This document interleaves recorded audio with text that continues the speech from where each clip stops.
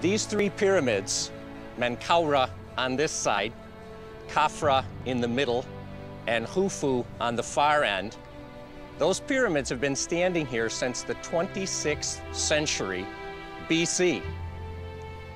Imagine, thousands of years, more than 1,000 years old when the stories of Moses and the Hebrew people took place here.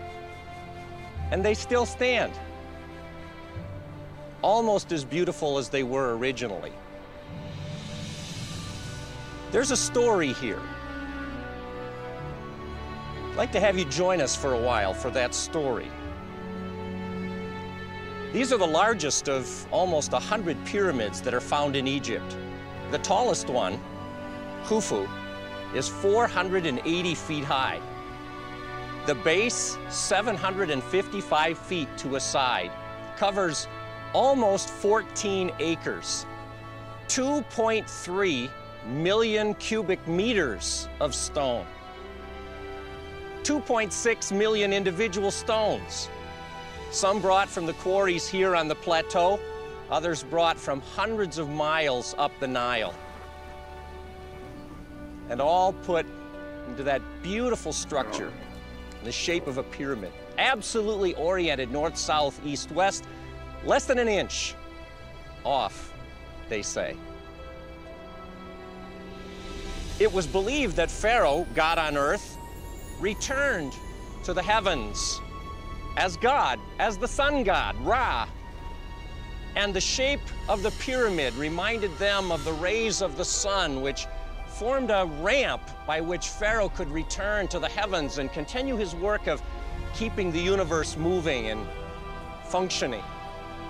The point of that pyramid, called the Pyramidion, reminded them of that moment of creation. So it really is the story of their origins for the Egyptians. But you know, there's another story that intersects with this one. The story of the God of the Bible putting back together a broken world. And in some ways, in some sense, that story originates in Egypt. Oh, I realize that there are some things in it that took place before the Hebrew people were here, but if you think about it, the first 5 books of God's story, Torah, are the materials of Moses and the Israelites. It's the story of their exodus. So God's story, in many ways, is rooted here. More than 150 times in the Hebrew Bible, the Exodus is mentioned. Many times in the Christian Testament. Jesus quotes Moses often and refers to stories from the Exodus like the snake on the pole and like manna in the desert. And when it came time for the great event of God's story, Jesus' death and burial and resurrection and ascension, it took place on the very day that the Hebrew people had left here centuries before. I'd like to invite you to join us as we go back to that God story as it's set in Egypt. It'll be in 3 parts. We'll consider the story here in Egypt, Moses, the pharaohs, the plagues. We'll then go into the desert and see where God brought his people into that unbelievable terrain, that barren wilderness, to shape them and mold them into a people that he could use to partner in his restoring of his world. And then we'll go to what the book calls the Promised Land and see how God brought his people there and how he continued to mold and shape them until Jesus came and completed that part of God's work. Each part will inspire you and bless you. But one more thing. In the East, it's not enough to know about the story. These weren't here just to tell the Egyptians what their story was or what it had been.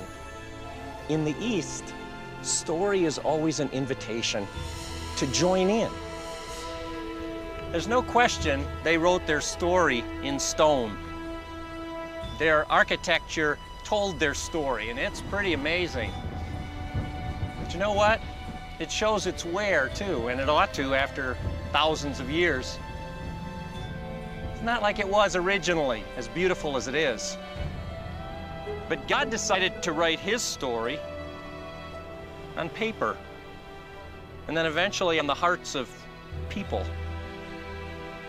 And I wonder as I stand here, which story will ultimately be the timeless story?